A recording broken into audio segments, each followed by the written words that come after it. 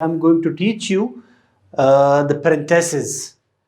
Dear students, वही lecture, वही हमारा यूनिट चल रहा है, यूनिट नंबर 11, जिसका नाम है the pleasure of reading books. वही लेक्चर हमारा यूनिट चल रहा है। The pleasure of reading books में एक उसके एक्सरसाइज में पैरेंथेसिस आ रहा है। जैसे कि आपको पता है कि पैरेंथेसिस हम पहले भी डिस्कस कर चुके हैं इन माय प्रीवियस लेक्चर्स। मुख्तलिफ यूजेस पर हम बहस कर चुके हैं। आज का जो हमारा टॉपिक है वही पैरेंथेसिस है, मगर उसका जो यूजेज है वो कुछ डिफरेंट है।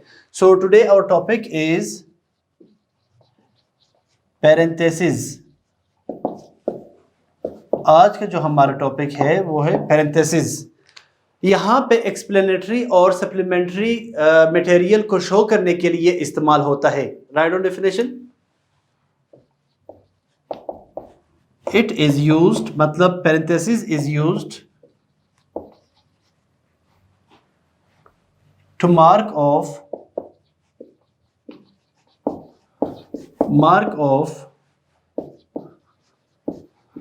supplementary or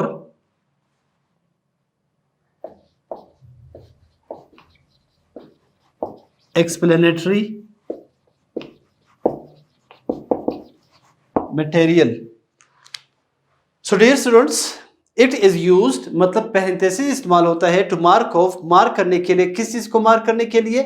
सप्लीमेंट्री और एक्सप्लेनेटरी मटेरियल। सप्लीमेंट्री और एक्सप्लेनेटरी मटेरियल मतलब अगर जुमले में कुछ ऐसे चीज आ जाए, कोई ऐसा तशरीह आ जाए जो एक्स्ट्रा हो, जिसको शो करना आप लाजमी नहीं समझते, उसको शो करने के लिए उसको हम बाइंड करते हैं किसी में, पैरेंथेसिस में। So example, for example, the boy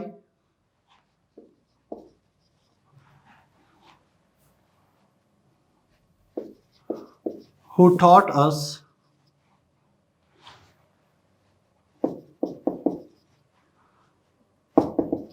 is coming. The boy who taught us is coming. Now the boy who taught us, ये जो है इसको हम पैरेंथेसिस में रख रहे हैं क्योंकि ये एक्सप्लेनेटरी हैं। ठीक है, ये मजीद एक्सप्लेनेशन या ये सप्लीमेंट्री है जो इजाफे तशरीह कर रहे हैं या इजाफा है, इसीलिए हम इसको पैरेंथेसिस में रख रहे हैं। For example, Quetta which is very beautiful.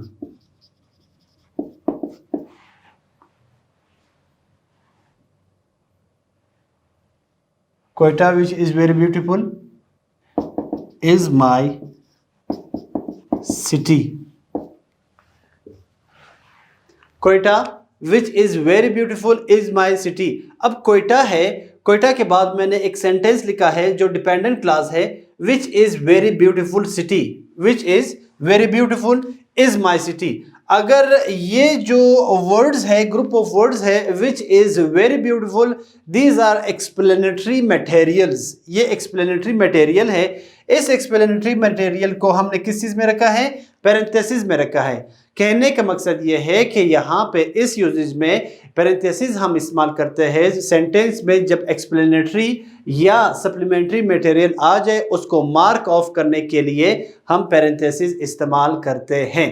ठीक है, फॉर एग्जाम्पल अभी किताब की तरफ आते हैं, पेज नंबर 118। पंक्चुएशन मार्क्स में parenthesis is also used to mark off explanatory और सप्लीमेंट्री मटेरियल। कहते हैं mister Ajmal the fat man has got a job. For example, mister Ajmal the fat man has got a job.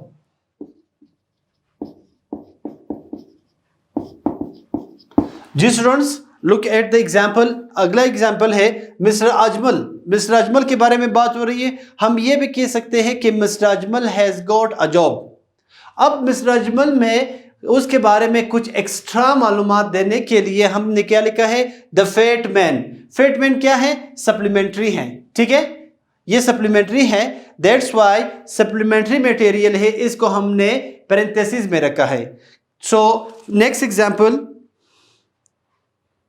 My brother the naughty boy is sick today. My brother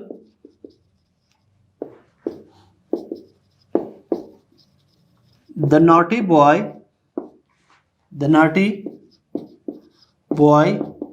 is sick today। जी students, look at the example. अगले example की तरफ देखना कि my brother the naughty boy is sick today. अब मैं ये भी कह सकता हूं कि my brother is sick today.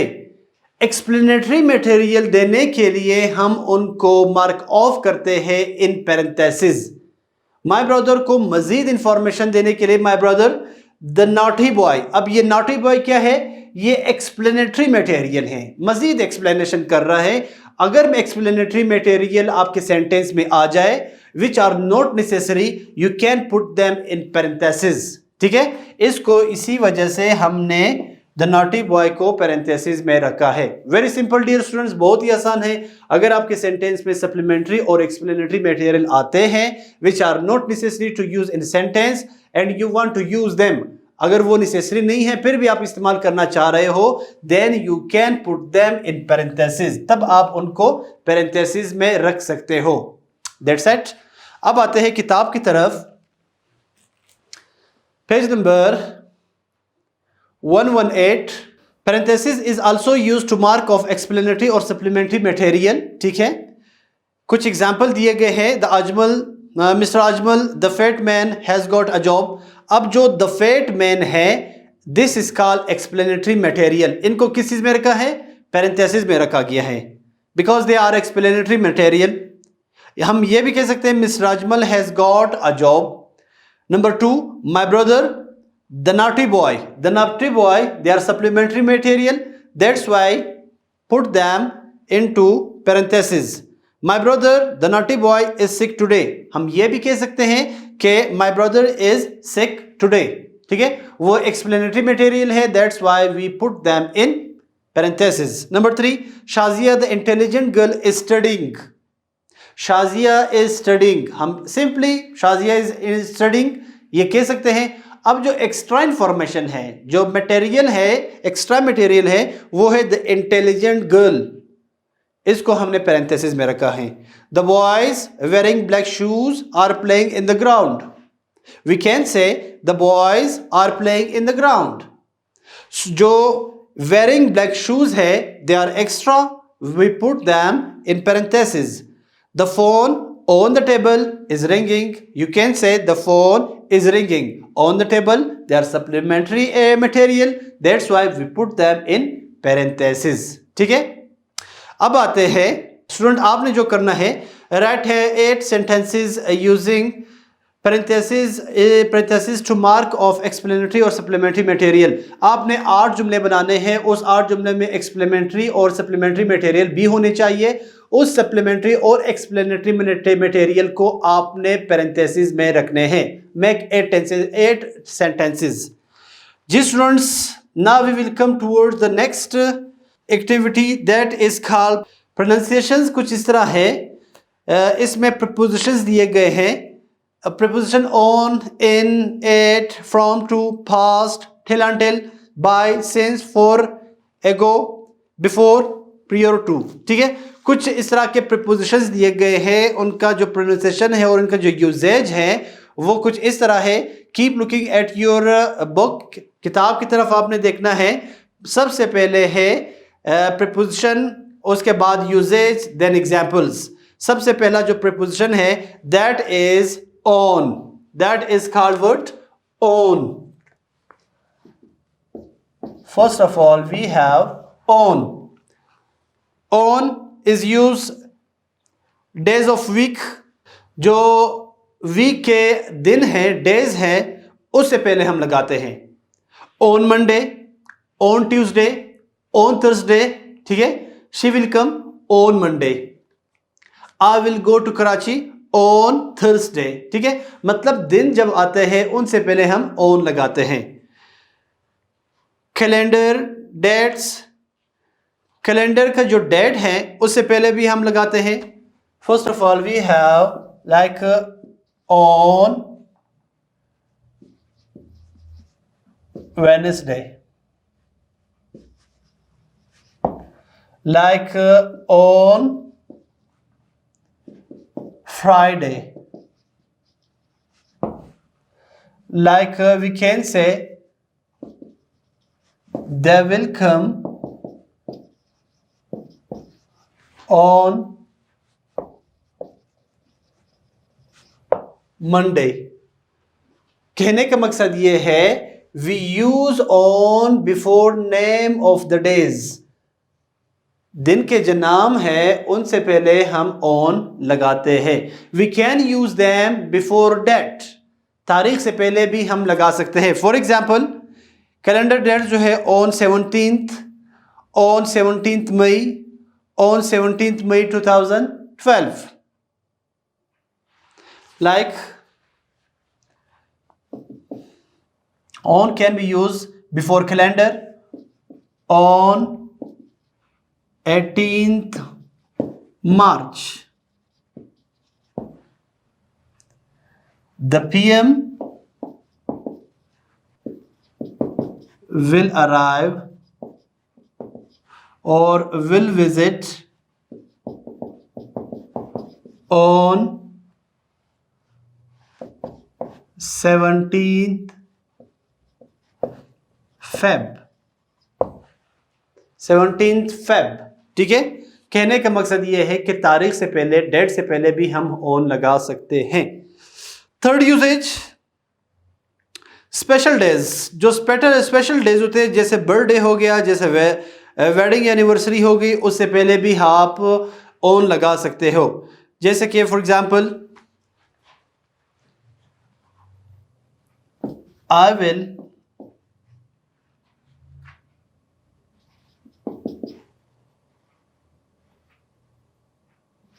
will gift you a car on my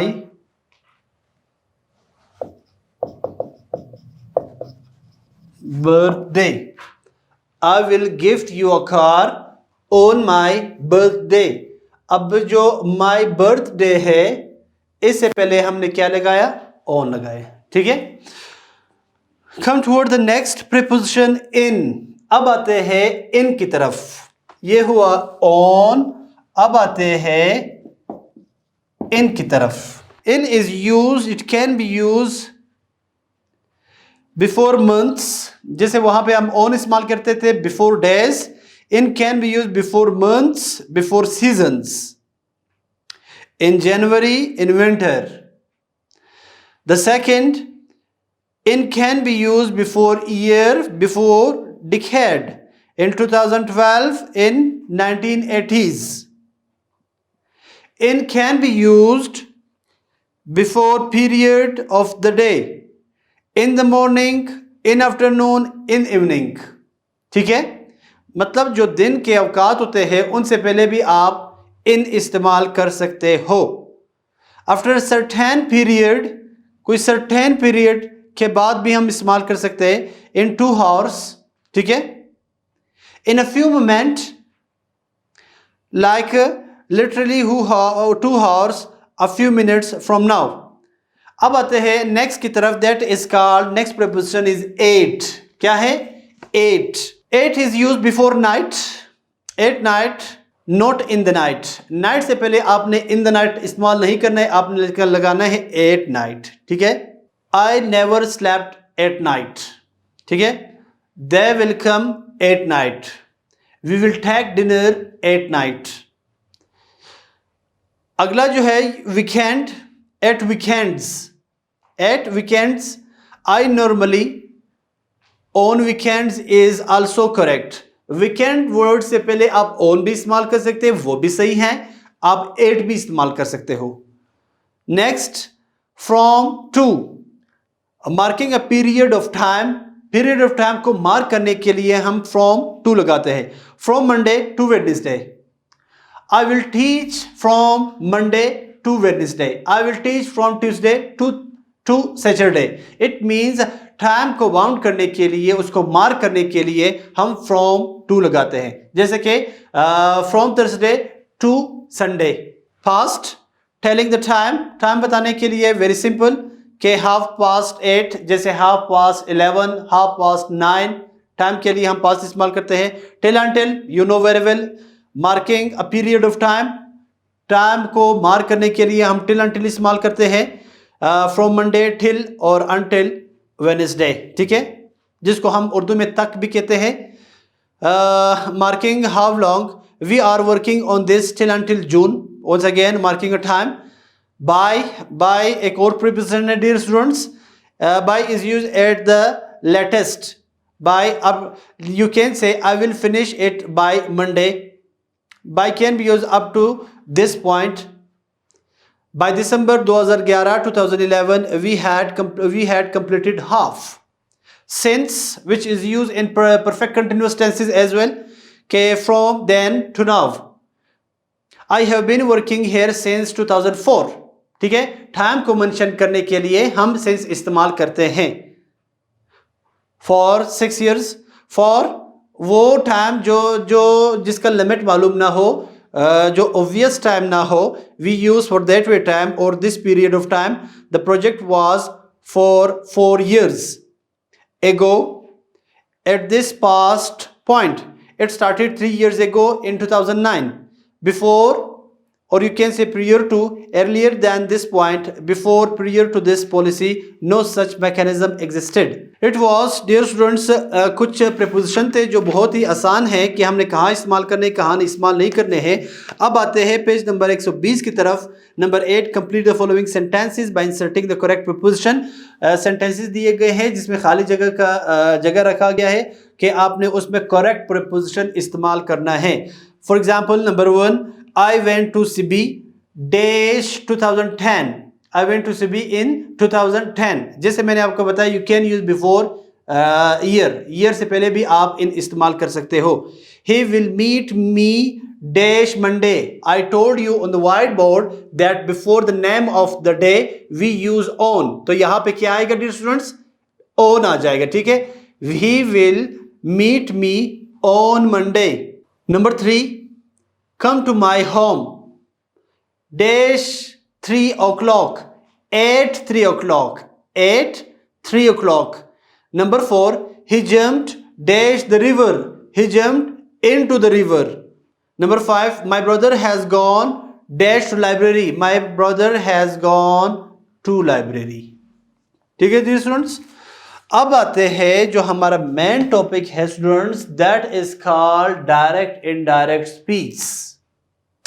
direct और इनडायरेक्ट स्पीच आपकी किताब में सिर्फ इसके डेफिनेशंस और कुछ डायरेक्ट और इनडायरेक्ट स्पीच के जुमले दिए गए हैं जो आपने कन्वर्ट करने हैं direct into indirect, indirect to direct. But direct indirect speech जो है वो एक समंदर है जो बहुत तवील है. इसको पढ़ने, इसको समझने के लिए टाइम लगता है. which does not take only a single period or single lecture.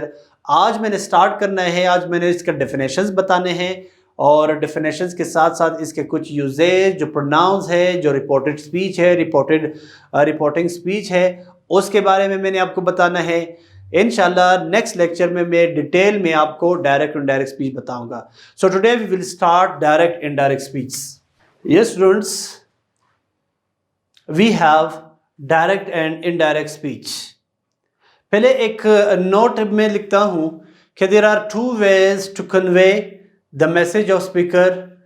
The first way is called direct speech. The second way is called indirect speech. So first of all we have, yes students, write on one note.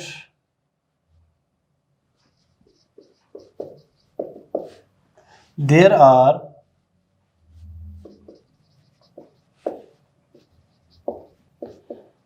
two ways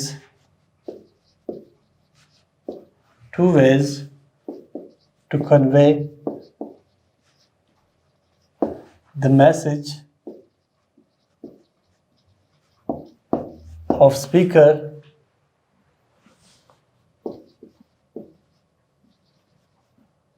there are two ways to convey the message of speaker. Dear students, here students, we have a note. एक note है कि there are two ways to convey the message of speaker. Speaker का message convey करने के लिए, दूसरों को बताने के लिए दो तरीके हैं, दो रास्ते हैं. How many ways? Two ways are there. The first one is called direct speech and the second one is called indirect speech. Write on. First one is called direct speech while the second one is called indirect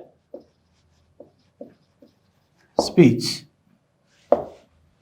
ji students, हमारे पास एक है direct speech, एक है indirect speech. Speaker का जो पैगाम है, जो मैसेज है, दूसरों तक पहुंचाने के लिए दो तरीके होते हैं. First one is called direct speech, the second one is called indirect speech.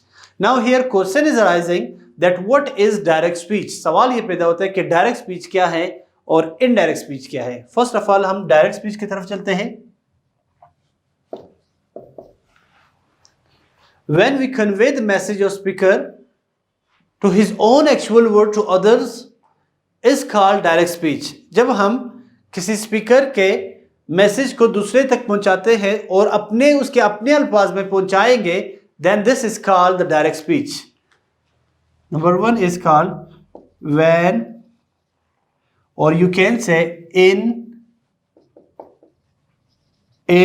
direct speech we convey the message of speaker in his own actual words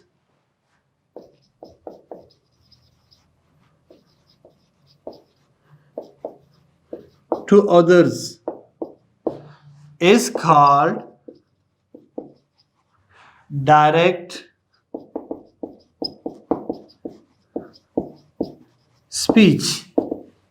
Yes students, look at the whiteboard. In direct speech we convey the message of speaker in his own words to others is called direct speech. Direct speech में हम speaker के message को उसके अपने actual words में convey करते हैं, direct speech कहलाता है. ठीक है. Now what is indirect speech? Number two we have indirect speech.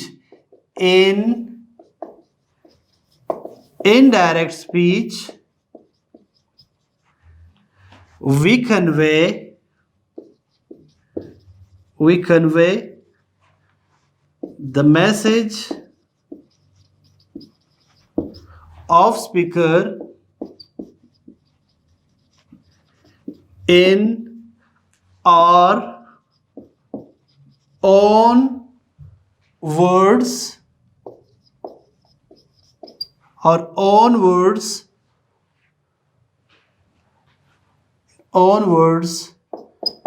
is called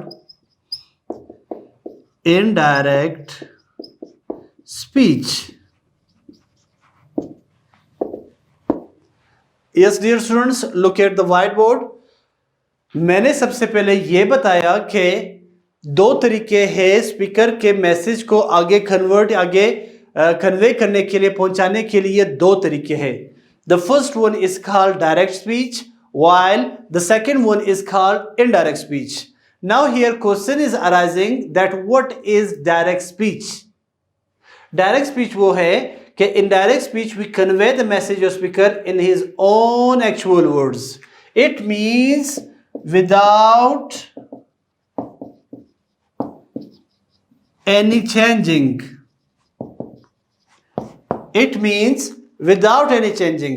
जैसे स्पीकर कहता है विदाउट एनी चेंजिंग, उसके अपने एक्चुअल वर्ड्स में उसका पैगाम दूसरों तक पहुंचाने के लिए क्या कहते हैं? डायरेक्ट स्पीच कहलाता है. The second one is called indirect speech. In indirect speech, we convey the message of speaker in our own words. हम अपने अल्फाज में उसका पैगाम दूसरों तक पहुंचाते हैं. किस चीज में? इनडायरेक्ट स्पीच में. ये क्या कहलाएगा? इनडायरेक्ट स्पीच कहलाएगा. ठीक है students. For example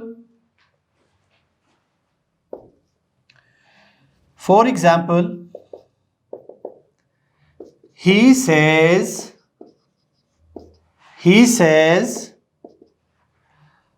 I am a doctor. He says I am a doctor. वो कहता है मैं एक डॉक्टर हूं. It is called direct speech. ये क्या कहलाता है? Direct speech. अब वही पैगाम है, जो पैगाम है वो हूबहू हमने उसको कन्वे किया मैसेंजर तक, दूसरे तक मैंने कन्वे किया उसके पैगाम को. This is called direct speech. There is no changes. वही जो लिखा हुआ है एज इट इज हमने यहाँ पे लिखा. It means we did not bring any changes in direct speech. ठीक है. अब अगर हम इसको इनडायरेक्ट में कन्वर्ट करेंगे तो क्या होगा? He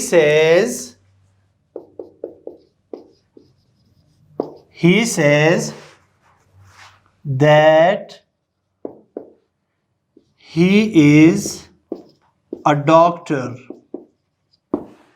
He says that he is a doctor. यहां पे मैंने कहा था कि he says I am a doctor. यहां पे मैंने क्या कहा इनडायरेक्ट में? He says that he is a doctor. यहां पे प्रोनाउंस चेंज किए गए हैं. That's why it is called indirect speech. ठीक है. फॉर एग्जाम्पल अगले एग्जाम्पल की तरफ आते हैं. They said to us we will win the match. We will win the match. They said to us we will win the match. ये direct speech हो गया. अब इसको जब इनडायरेक्ट में कन्वर्ट करेंगे तो क्या होगा? They said to us that they would win the match. जी students, we have direct and indirect narrations. Speech भी हम कहते हैं, नरेशंस भी कहते हैं.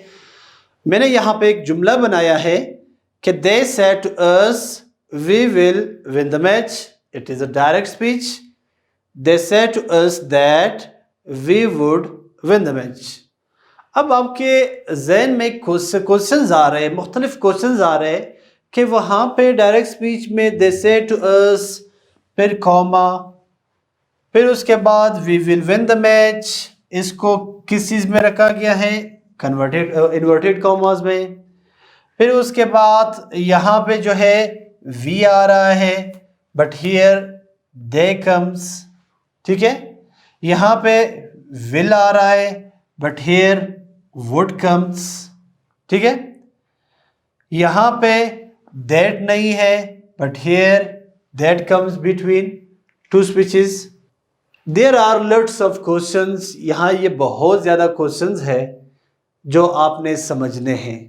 ठीक है. कुछ नोट्स मैं आपको लिख के दूंगा, उस पे आपने गौर करना है स्टूडेंट्स. We have notes. कुछ नोट्स है. Note number 1, we use comma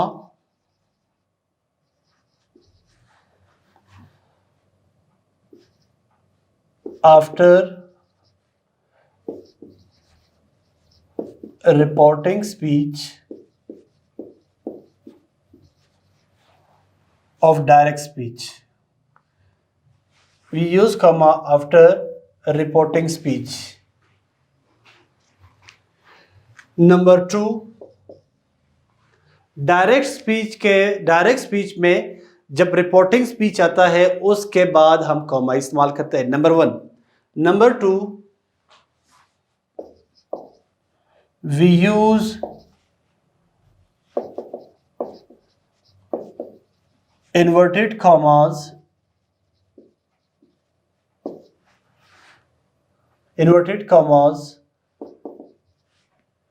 in reported speech।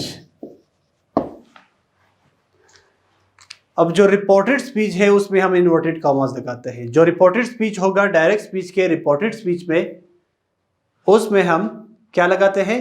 Comma लगा, इन्वर्टेड कॉमास लगाते हैं। ठीक है। फॉर एग्जाम्पल, इसका एक एग्जाम्पल मैं आपको देता हूं कि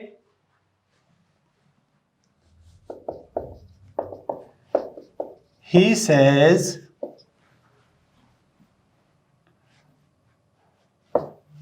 I will pass the exam। Look at 2 notes, इस 2 notes की तरफ देखना। We use comma after reporting speech।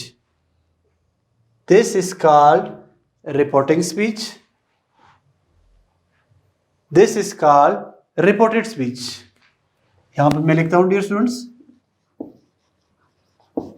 reported speech and this is called reporting speech। ये आपने गौर से देखना है। He says it is called reporting speech। He says यानी रिपोर्टिंग स्पीच के बाद आपने कॉमा लगाना है। We use comma after reporting speech। हो गया। Then I told you we use inverted commas in reported speech। जो आपका रिपोर्टेड स्पीच है उसको आपने इन्वर्टेड कॉमास में रखना है। ये कब? ये आपके डायरेक्ट स्पीच में। ठीक है। डायरेक्ट स्पीच का जो रिपोर्टिंग स्पीच है और रिपोर्टेड स्पीच है, रिपोर्टिंग स्पीच के बाद कॉमा, और रिपोर्टेड स्पीच को हमने इन्वर्टेड कॉमास में रखना है। ठीक हो गया। सो अब आते हैं एक और नोट की तरफ। अब इनडायरेक्ट की तरफ आते हैं। Remove, we use that between 2 speeches in indirect speech we use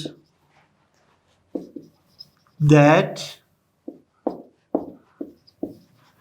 between 2 speeches।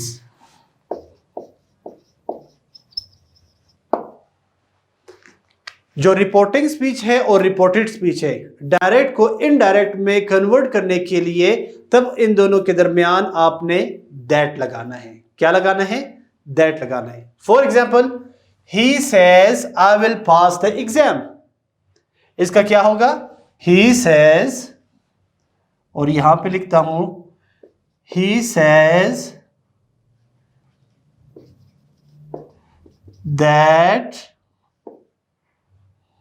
that he will pass the exam। he will pass the exam। कहने का मकसद यह है कि जब आप डायरेक्ट को इनडायरेक्ट में कन्वर्ट करते हो, then we use that between 2 speeches। जो 2 स्पीचेस है, रिपोर्टिंग और रिपोर्टेड स्पीच है, इन दोनों के दरमियान आपने क्या लगाना है? दैट लगाना है। एक और नोट की तरफ आते हैं। Number 4, remove comma and inverted commas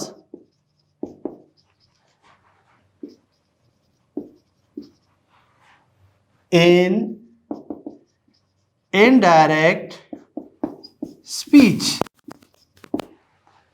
जब आप डायरेक्ट को इनडायरेक्ट स्पीच में कन्वर्ट करते हो, वो जो रिपोर्टिंग स्पीच के बाद एक कॉमा और रिपोर्टेड स्पीच को जो हमने इन्वर्टेड कॉमास में रखा है, अब इनको जब इनडायरेक्ट में कन्वर्ट करते हो, then we remove these inverted commas and comma. तब हमने कोई कॉमा या इन्वर्टेड कॉमा नहीं लगाना है। इसीलिए यहां पे ही सेज कोई कॉमा नहीं है, ठीक है, और दैट उसके बाद कोई इन्वर्टेड कॉमास नहीं है। I hope you are understanding dear students. जब डायरेक्ट स्पीच को इनडायरेक्ट में कन्वर्ट करते हैं, then we remove comma, then we remove inverted commas, then we put that between two speeches. दो स्पीचेस के दरमियान हमने क्या लगाना है, दैट लगाना है, और दैट के बाद जो प्रोनाउन इस्तेमाल होगा उसका जो फर्स्ट लेटर है वो कैपिटल नहीं बल्कि स्मॉल हो जाएगा। ठीक है स्टूडेंट्स। सो अब हम आते हैं अगले स्टेज की तरफ, दैट प्रोनाउंस। डियर स्टूडेंट्स, एक और चीज का आपने ख्याल रखना है कि how these pronouns are changed, ये प्रोनाउन कैसे चेंज हो गए हैं। अब यहां पे मैं कहता हूं he says I will pass the exam, यहां पे आई आ रहा है। जब हम इनको इनडायरेक्ट में कन्वर्ट करेंगे देन आई की जगह क्या आता है, he says that he will. I को हमने ही के साथ चेंज किया। ये क्यों चेंज किया, ये कौन सा पर्सन है, ये कौन सा प्रोनाउन है, प्रोनाउन कैसे चेंज होते हैं, पर्सन्स क्या होता है, नाउ हियर विल डिस्कस। अब यहाँ पे हम डिस्कस करेंगे पर्सन्स को। जी students, persons,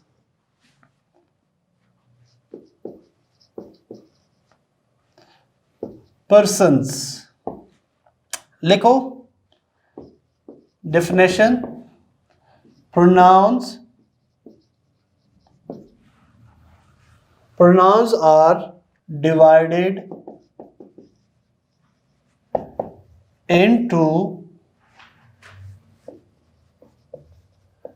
three persons,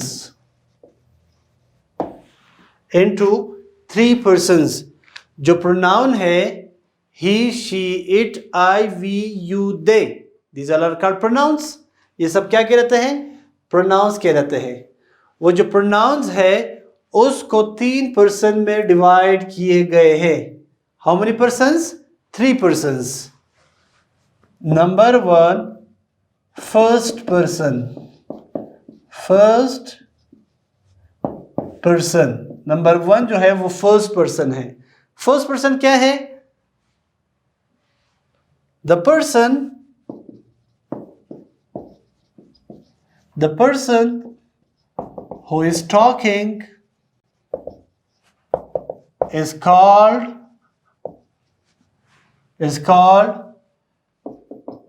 first person। The person who is talking in a sentence is called first person। जो जुमले में बात कर रहा है वो कौन है, फर्स्ट पर्सन। ठीक है, अब फर्स्ट पर्सन कौन है, I and we। I and we are called first person। I is singular while we is plural। I और we क्या कहलाते हैं, फर्स्ट पर्सन कहलाते हैं। ठीक है, सेकेंड वन, सेकेंड पर्सन। अगला है second person, you is called second person। you second person कहलाता है। the third one is the person whom we talk about is called third person।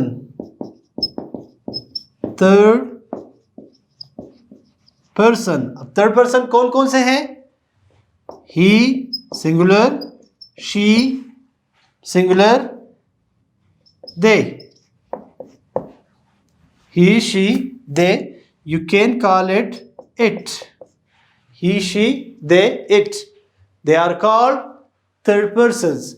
dear students, direct और indirect, direct को indirect में convert करने के लिए आपने इन notes को लाजमी जानना है, लाजमी आपने इनकलकेट करना है जो नोट्स में बता रहा हूं।